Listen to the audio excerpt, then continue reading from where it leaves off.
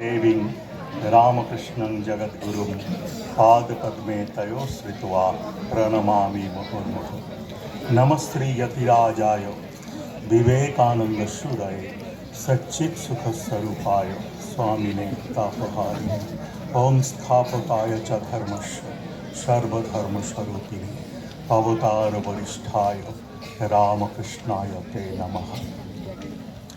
मंचे उपविष्ट শ্রদ্ধেয় মহারাজদের প্রণাম জানাই এবং মাননীয় অতিথি শিক্ষকগণ অভিভাবকগণকে যথাযোগ্য সম্মান শ্রদ্ধা নমস্কার। এবং ছাত্ররা, তোমাদের সঙ্গে আমি আগে মিট করেছি, একদম শুরুতেই বলেছিলাম যারা পিঁপড়ে, না এরা ছিল একটা পিঁপড়ে, বুঝলি? তাকে আমি বললাম তুমি একটু চুপ করে বসবে, ধ্যান করবে। আমি রামকৃষ্ণ মিশনে পড়েছি, পুরুলিয়া রামকৃষ্ণ মিশন, নরেন্দ্রপুর রামকৃষ্ণ মিশন, এরকম বহু অনুষ্ঠানে বসে থাকতে বাধ্য হয়েছি, একদম ভালো লাগতো না। মহারাজরা বলে যাচ্ছেন আর আমাদের কী রে বাবা বসে থাকতে হচ্ছে, যন্ত্রণা। যেই পাশ করে গেলাম তখন বুঝলাম এই রামকৃষ্ণ মিশনে পড়াটা আমাদের কত তপস্যার ফল। আমরা ছাত্র হয়ে আসি না, ঠাকুর আমাদের নিয়ে আসেন। আমি অত্যন্ত সাধারণ পরিবারে জন্মেছি, আরজিকর হসপিটালে, কলকাতার। আমার মা ইলিটারেট। 75 সাল থেকে যখন আমি ক্লাস 2তে পড়ি, আমি দক্ষিণেশ্বর যাতায়াত করতাম বাবার হাত ধরে। 76 সালে 3তে পড়ি। বাবা বললেন মন্দিরে সাষ্টাঙ্গে প্রণাম করে মাকে বলো মা ফাস্ট করে দাও।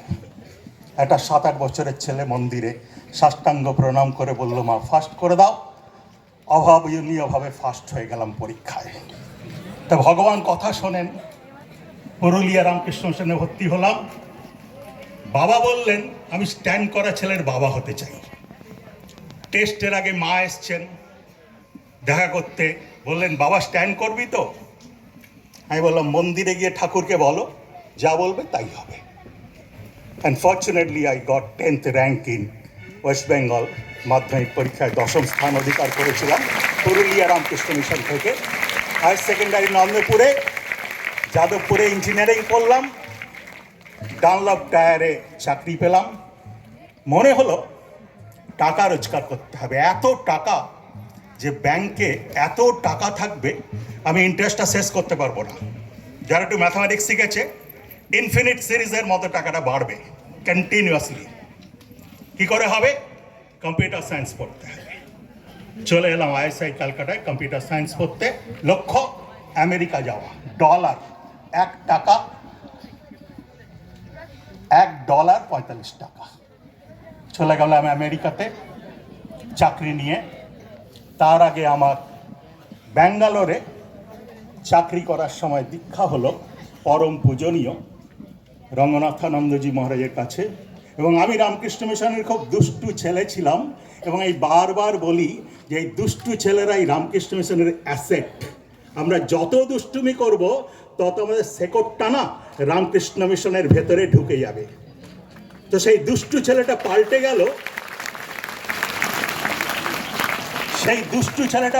গেল, একটা ঋষির স্পর্শে। মানুষ কি করে তৈরি হয়? উন্নত জীবনের স্পর্শে মানুষ তৈরি হয়, আর খাঁটি ভালোবাসায় মানুষ তৈরি হয়। কেন সাধু হলাম? সাধুদের খাঁটি ভালোবাসা, এই ভালোবাসা সংসারে পাওয়া যায় না। একটা নিঃস্বার্থ প্রেমিক হৃদয় সারা জগৎ জয় করতে পারে। এই খাঁটি ভালোবাসায় মানুষ তৈরি হয়। ঋষির পবিত্র চরিত্রের স্পর্শে মানুষের ভেতরগুলো পাল্টে যায়। আমি ছাত্রদের বলি একটা নিষ্কলঙ্ক জীবন, সম্পূর্ণ নিষ্কলঙ্ক জীবন জগতে আমাদের শ্রেষ্ঠ অবদান। আমরা জন্মেছি, আমরা মরে যাব। আমেরিকা গিয়ে একটা প্রথম প্রশ্ন আমার, কি করে জীবনটা কাটালে জীবনটা সব থেকে বেশি ভোগ করতে পারবো? That was the question. প্রচুর টাকা, হন্ডা অ্যাকর্ড গাড়ি চালাই, সিলিকন ভ্যালিতে চাকরি করি। স্বামীজির কাছে ডাক পেলাম, ফিরে এসো, make others happy with your happiness, রিচলি manner. Swamiji যেখানে যেখানে ছিলেন স্বামীজি এখনো সেখানে সেখানে আসেন।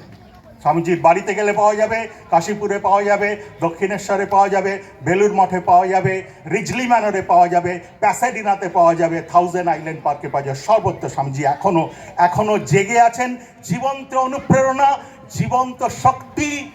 কানেক্ট করতে পারলেই শক্তি পাওয়া যাবে। একবার একজন কোম্পানির চেয়ারম্যান আমায় বলছেন যে একটু স্বামীজির কথা বলো। আমি বললাম, মোবাইলে চার্জ করো চার্জার দিয়ে, সেরকম স্বামীজিতে শক্তি নিতে পারো ধ্যান করে, স্বামীজিকে কানেক্ট করতে পারো। এই শুক্রবার বিকেলবেলা বেলুর মঠে গেছি। একজন মাঝবয়সী শান্ত ভদ্রলোক, চিন্তা ভাবনা করেন, শিক্ষিত, শান্ত, আমায় বললেন, মহে একটু টাইম হবে, একটু কথা বলবো। আমি বললাম, বলুন। তাহলে আচ্ছা, আপনারা সন্ন্যাসী হয়েছেন, এতদিন ধরে গেরুয়া পরে আছেন, কি পেয়েছেন বলুন তো? তিনিও বোধহয় ভাবছেন জীবনে কি পেয়েছি, হিসেব করছেন। বলে, এতদিন গেরুয়া পরে আছেন, সংসার ছেড়ে চলেছেন, কি পেয়েছেন? একটা ছোট্ট উত্তর দিলাম যে আমাদের ভেতরে না একটা অমৃতের সাগর আছে। তার আস্বাদ যারা পেয়েছে তাদের জগতের কোনো আকর্ষণ আকৃষ্ট করতে পারবে না। আর তার আস্বাদ যারা পেল না, যতগুলোই বাড়ি থাক, যতগুলোই গাড়ি থাক, সে জীবনে কিছু পেল না, তার জীবনটা টাইম পাস হয়ে গেল। মহারাজ বলছেন না, অমৃতস্য পুত্রা। তার লক্ষ্য থাকবে। আমেরিকা থেকে ফিরে এলাম, বম্বেতে 2013 সালের 22 জুলাই আমি এই প্রতিষ্ঠানের দায়িত্ব নিলাম। স্বামীজির কাছে সাষ্টাঙ্গ প্রণাম করে চেয়ারে বসার আগে বললাম, এই প্রতিষ্ঠান যেন তোমার আদর্শের শ্রেষ্ঠ সন্তান তৈরি করে, তোমার আদর্শের শ্রেষ্ঠ সন্তান তৈরি করে। 12 বছর হয়ে গেছে, স্বামীজি আমাদের কথা শুনেছেন। বম্বেতে দুজন ভদ্রলোককে মিট করছিলাম, দুটো কোম্পানির প্রেসিডেন্ট, একটা কোম্পানির দুজন প্রেসিডেন্ট। বললেন, তুমি পিএইচডি করছো না কেন? আমি বললাম, I am going to change many lifes. আমি অন্তত 2000 সাধারণ ফ্যামিলির ছেলেকে অসাধারণ ইঞ্জিনিয়ার, অসাধারণ মানুষ করে দিয়েছি স্বামীজির কৃপায়। তোমরা কি করবে? ওনারা দুজন খুব সুন্দর সুন্দর কথা বলেছেন। একটা লক্ষ্য, আর কিছু দরকার নেই, বড় হওয়ার একটা লক্ষ্য। আমার একটা স্বামীজির তৈরি ম্যান মেকিং মেশিন বানানোর ইচ্ছে ছিল, সেই মেশিনটা হয়ে গেছে। আমার যে ছেলেরা ঢোকে, আমি বলি 3 বছর পর অন্য একটা ছেলে বেরোবে। রাসায়নিক পরিবর্তনের নাম শুনেছিস? ওই ছেলেটা পাল্টে যায়, আগের ছেলেটা থাকে না। চরিত্র গঠন কি করে হবে? 4টে জিনিস মনে রাখতে হবে। এই মানুষ, আমার মধ্যে ভগবান আছে, আছে তো, সেটা মনে থাকে আমাদের।